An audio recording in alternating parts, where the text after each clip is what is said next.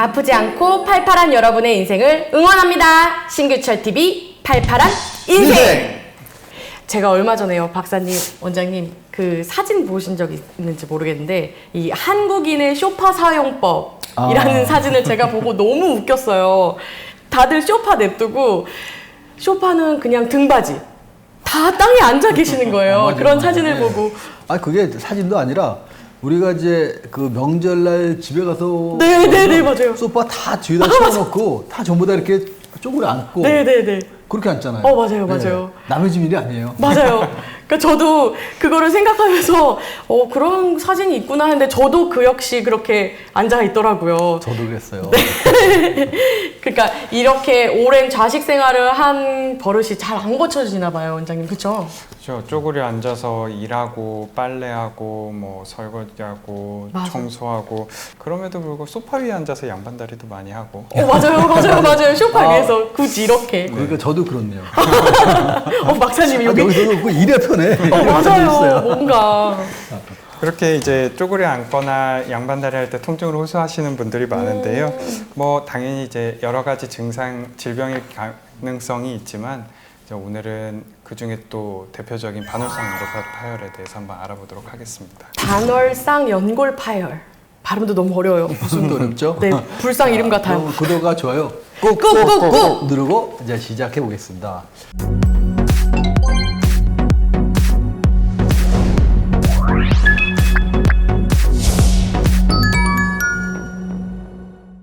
저희가 지난주에 했던 질환 뭐였죠?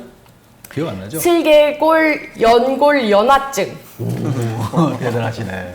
지난번에는 그러니까 무릎 너무 안 써서 생기는 병이었잖아요. 맞아요. 반대로 이번에는 갑자기 무릎을 너무 많이 써서 생기는 질환입니다. 반월상 연골 손상. 네. 자, 그러면은 이 반월상 연골 손상이 어떤 질환인지 또 우리 이영민 원장님이 자세하게 또 설명을 해주시겠습니다. 일단 반월상 연골판, 반월상 연골이라고 하는 거는 이제 무릎 관절에서 뼈랑 뼈 사이에서 충격 흡수를 해주는 그런 조직입니다. 그래서 무릎의 안쪽과 바깥쪽에 각각 한 개씩 반월 모양으로 이 관절의 테두리에 이제 위치를 해 있고요. 그것들이 이제 충격 흡수를 해주면서 이제 연골을 보호하는 역할을 하는데 이런 것들이 이제 외상에 의해서 혹은 뭐 이제 노화에 의해서 찢어지는 거를 반월상 연골판 파열이라고 합니다. 이 찢어진다는 이 표현이 너무 무섭고 맞아. 파열이라는 것도 너무 무서운데 듣기만 해도 너무 아픈 것 같아요. 근데 이런 거는 이 반월상 연골 파열은 왜 일어나는 거예요, 선생님? 제일 흔한 원인은 일단은 노화입니다. 노화. 늙은 것도 서러운데 맨날 노화. 늙어봤어요? 아니, 저 늙고 있습니다.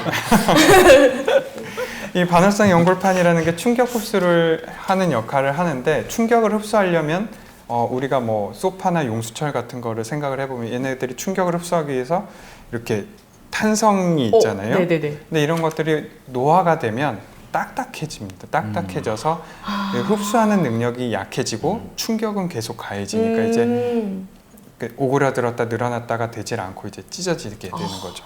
네. 그리고 이제 대부분 젊은 분들에서 발생하는 것처럼 이제 다치거나 운동하면서 이제 운동을 과격하게 한다든지 이러면서 좀 무리하게 동작을 하거나 다치거나 이럴 때 이제 또 흔히 발생을 하게 됩니다. 군대에서 막 축구하고 그럴 때, 그쵸? 많죠. 군대에서 나라 지켜야지. 20대 초반 깎아머리는 다. 그런 분들이 되게 많이 와요? 그럼요. 그렇구나. 근데 이 파열 이렇게 얘기하면 아까 우리 유수 씨 말씀하셨던 것처럼 굉장히 겁나잖아요. 네, 너무 파열. 무서워요. 근데 찢어진 것만 하면 좀 알아들을 수 있을 것 같은데 파열이라고 하니까 사실은 굉장히 크고 굉장히 크게 다쳐서 네. 오는 것 같은데 실제로 이런 반월상 연골 파열은 그렇게 아주 심한 충격으로 오는 경우가 별로 없어요. 오히려 사소하게 생기기 때문에 본인들이 내 무릎이 반월상 연골 파열인지 모르는 분들도 몰라. 굉장히 많습니다. 그럴 수. 하다못해 이게 디스크느라고 오인해서 오는 사람도 굉장히 많아요. 그렇죠. 그래서 저희가 오늘은 이 반월상 연골 파열이 있을 때 이런 것들을 한번 체크해 보십사 하고서 체크리스트를 준비를 해봤어요. 진짜요? 어떻게 첫 하는 번째, 거예요? 네. 무릎을 구부리고 필 때 뭐 일단 통증 있는 거, 무릎 관절에 통증이 있는데 이쪽으로 앉았다가 일어날 때 구리고 필 때 통증이 생기는 거. 전 없는 것 같아요. 네, 없죠? 네. 아주 건강한 관절입니다. 아싸. 자, 두 번째. 그 의자에 앉았다 일어나거나 쭈그리고 앉았다 일어날 때 그때 통증이 생긴다. 저 없는 것 아니, 같아요. 더 쭈그리 앉아야 돼요. 더 쭈그려 그건 안 되고. 소리가 소리 나는 나요. 소리가 나는데. 저 그런 문제가 있하네요. 이거 파열된 거 아니에요? 자, 세 번째. 계단을 오르고 내릴 때 통증이 생긴다. 저는 별로 없다겠죠? 없어요. 네. 자, 그리고 이제 걸을 때 몸무게가 실리는 쪽 있죠. 보통 우리가 이제 걷다 보면 한쪽으로 몸무게가 쏠리잖아요. 신발도 한쪽으로만 달잖아요. 맞아요. 예. 그런 쪽에 무릎에 통증이 있거나 아니면 바로 여기, 그러니까 여기가 아니라 이 안쪽에 있는 무릎을 꼭 눌러보면 여기요? 아주 자지러들듯이 통증이 느끼는 분들이 있어요. 전 아닌 것 같습니다. 진짜 한번 눌러볼까요? 네, 저 괜찮은데요? 아니네요. 그죠? 자, 이제 이럴 때는 이제 무릎 반월상 연골 파열을 꼭 한번 의심을 해봐야 해보고 합니다. 지금 저희가 했던 것들을 다 체크해 보시고 아프시면 병원에 오셔야 됩니다. 띵동, 여기 사연이 도착했습니다. 아니, 우리 동네에 진짜 맛있는 낙지집이 30년 된 곳이 있거든요. 아니, 근데 거길 가면은 이 아줌마들이 방석을 깔고 다 앉아갖고 수다 떨면서 먹는데요. 아니, 근데 내가 이번에 개빵이 있어가지고 갔는데 내가 거기를 앉으려고 보니까 엄마, 무릎이 그냥 우두둑 소리가 나고 쪼그려 앉기도 힘들고, 선생님 이거 도대체 왜 그런 거예요? 라고 물어봐 주셨는데, 진짜로 요렇게 쪼그려 앉기도 힘들고, 그 다음에 무릎이 악소리 나게 아프고, 이런 것도 반월상 연골 파열 증상이 맞나요? 이제 증상만 가지고 당연히 다 완전히 파악하기는 어렵지만 얘기를 들어보면 연골판 파열의 증상일 가능성이 굉장히 높습니다. 아까 체크리스트에도 나왔듯이 무릎을 구부렸다 펼 때, 특히 쪼그려 앉았다 앉을 일어날 때 통증이 심하고 더 심해지면 이제 그런 동작들이 하기가 힘들어지고, 네. 그쵸.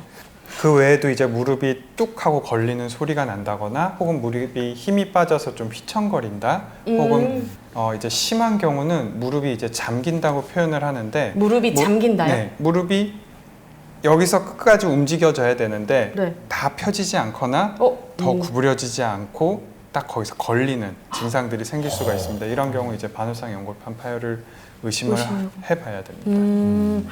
이런 뭐 덜컹거리고 휘청거리고 그 다음에 이렇게 움직여지지 않을 때 이럴 때 증상을 좀 의심해봐야 된다라는 말씀이시죠? 사연 주신 분은요, 일단은 너무 이렇게 이제 얘기만 들으면은 5만 가지 병 다 생각할 수가 있거든요. 가장 좋은 건 요즘 병원 가봐야 비용 많이 안 들어가니까 맞아요. 병원에 가서 정확한 검사를 해보고 정확한 진단을 받는 것이 더 중요하죠. 맞아요.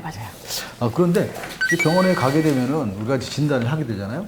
그럼 어떤 순서대로 어떻게 진단을 하는지 그것도 좀 알려주시면 좋겠어요. 네, 궁금해요, 선생님. 일단 되게 이제 아쉽게도 이제 이 반월상 연골판 같은 경우는 좀 엑스레이로 진단하기는 조금 어려운데요. 네. 엑스레이도 안 되는 게 있군요. 네, 엑스레이에서 이제 연골판 자체가 이제 관찰이 되질 않기 때문에 다만 이제 엑스레이로 좀 어느 정도 상황을 유추해 볼 수는 있습니다. 그래서 의심이 될 때는 이제 MRI 촬영을 해서 이제 확인을 해보는 게 좋고. 이런 것들이 이제 아무래도 조금 미루게 되면 반월상 연골판 파열 같은 경우는 이 연골판이 충격 흡수를 해주는 작용을 하는데 그것들이 파열이 되면 기능이 떨어지게 되고 그 얘기는 이제 퇴행성 관절염이 빨리 진행을 한다는 얘기가 되기 때문에 좀 초기에 진단을 하고 치료를 적절히 하는 것이 크게 도움이 됩니다. 네, 이 반월상 연골 파열은 초기에 치료하는 게 중요하다 이런 말씀이시죠? 초기에는 이제 약물 치료나 주사 치료, 도수 치료 같은 것들로 이제 조금 증상의 호전도 볼 수 있고 이렇게 하는데 이런 것들이 진행을 하면 이제 어느 순간 건널 수 없는 강을 넘어서면 이제 수술을 해야 하거나 혹은 이제 수술로도 좀 증상의 호전을 보기가 힘들어서 그냥 좀 돌려막기식으로 이렇게 증상을 이제 막는 식으로 계속? 좀 지내야 되는 경우도 발생하기도 합니다.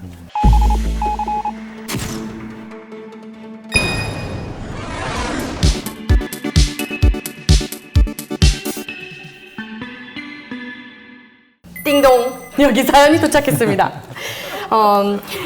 아니, 으슬으슬 날이 추워진 게 그냥 무릎이 더 시리더라고. 아프기도 하고요. 근데 비용 가서 그냥 진찰 받으니까 내시경 수술인가 뭐인가 이런 거 허락하더라고. 아 근데 팩 망가진 거 그냥 인공관절 수술하면 안 된다요? 이렇게 말씀하셨어요. 그러니까 인공관절 수술. 그러니까 저희 같은 그냥 일반인들은 아파. 뭐가 했어. 그럼 수술하면 아예 이렇게 확 다 갈아엎는 느낌의 이런 거를 원할 수도 있잖아요, 선생님. 그런데 이렇게 하면 안 돼요? 이렇게 연골판 파열 경우에 이런 수술은 필요 없는지 굳이.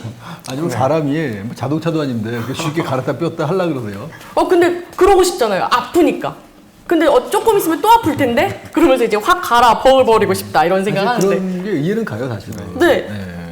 이해는 가지만 이제 우리가 수술의 방법을 정할 때 이제 증상이 있고 그거를 없애기 위해서 그냥 수술을 딱 하는 게 아니라 이제 환자의 나이, 주변 환경, 그다음에 현재 관절의 상태 이런 것들을 모두 고려해야 되기 때문에 이제 그에 맞춰서 적절하게 이제 치료 방법을 결정을 하는 게 좋고요.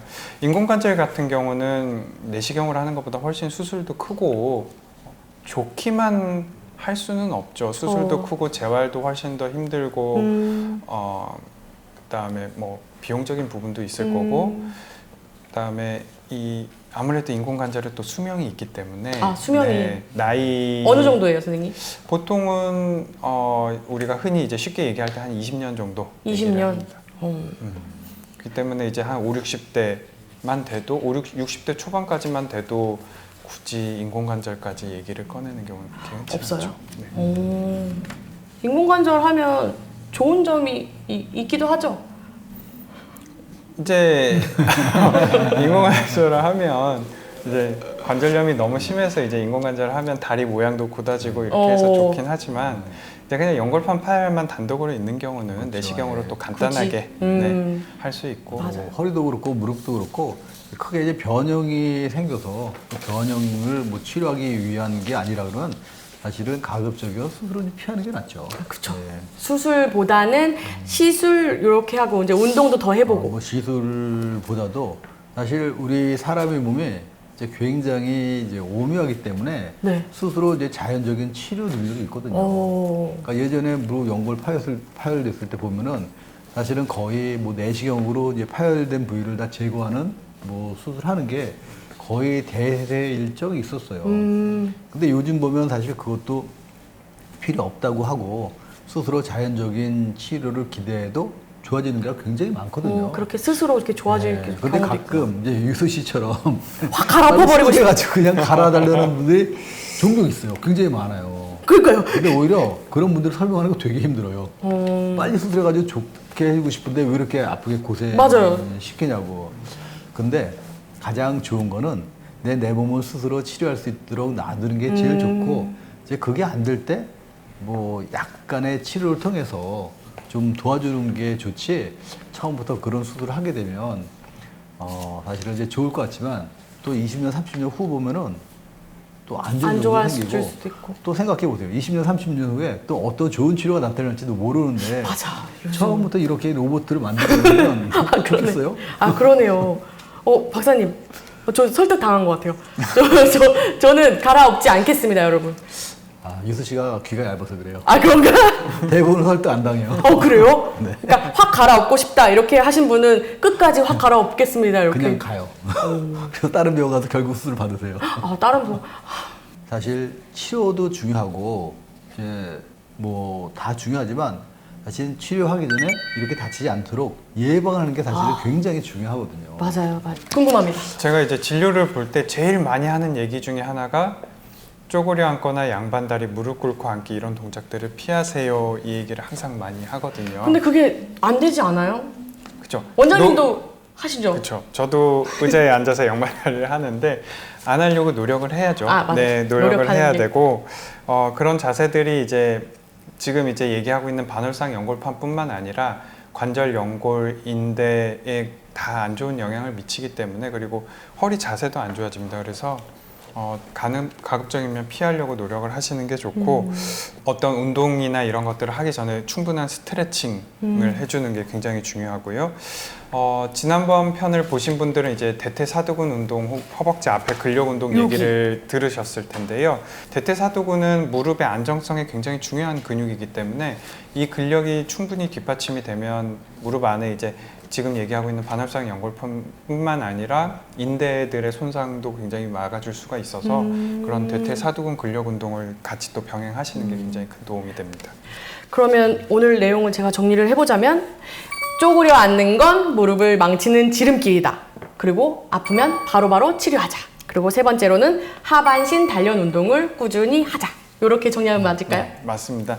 이 증상만 가지고 어떤 원인들을 잡아내기는 사실 저도 이렇게 지인들한테 전화를 받고 뭐 네. 이래 뭐가 문제야? 그러면 사실은 이렇게 쉽게 얘기를 해주기가 좀 어려운 부분이 어렵구나. 있거든요. 또 이제 증상뿐만 아니라 의사가 직접 이제 진찰했을 때 소견이 다를 수가 있어서 너무 또 이제 스스로의 진단을 너무 믿지만은 마시고 그게 또 제일 가까운 중요해요. 병원에 한번 가보시는 게 좋을 것 같습니다. 예. 그러니까 조기의 진단과 이제 조기 치료가 제일 중요하고요. 우리가 이제 얘기를 해보면은 사실은 이제 제일 중요한 게 무릎도 그렇고 허리도 그렇고 어깨도 그렇고 실은 내 생활에 잘못된 습관 때문에 오는 게 굉장히 많거든요. 아, 맞아요. 특히 무릎 같은 경우는 더 그런 것 같아요. 이런 이제 좋지 않은 습관, 아주 사소한 습관만 바꿔도 우리 무릎을 굉장히 건강하게 잘 쓸 수가 있습니다. 여러분들 뭐 다르게 생각하지 마시고 항상 좋은 생활 습관 받으시면 무릎도 그렇고 허리도 그렇고 항상 건강하게 유지할 수가 있을 테니까 항상 좋은 자세로 좋은 습관 생활하시길 바랍니다. 자, 오늘은 여기까지 하고요. 네. 또 구독과 좋아요 꾹꾹꾹 누르시고 또 다음번에 좋은 주제로 여러분을 만나뵙도록 하겠습니다. 감사합니다.